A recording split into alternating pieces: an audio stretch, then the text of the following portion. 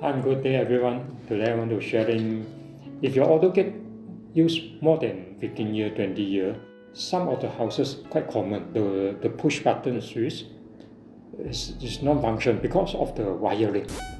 So if like this case if you lay the new wire all the way from the switch all the way to the Autogate, the outdoor, it's quite messy.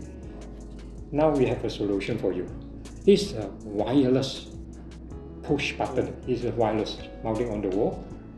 You want to open the gate, same like the normal button, like the remote control. You can open left side or right side. You can double open, or you halfway stop also can.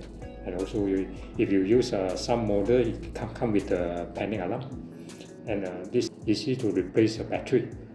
The battery same like the remote control. The code is 23A. This better than you lay the new wire. Because wireless, you don't need to do anything, you don't need hacking anything. You just install this, mount it on the wall, program, that's all. So I hope this video can help you all. Bye bye.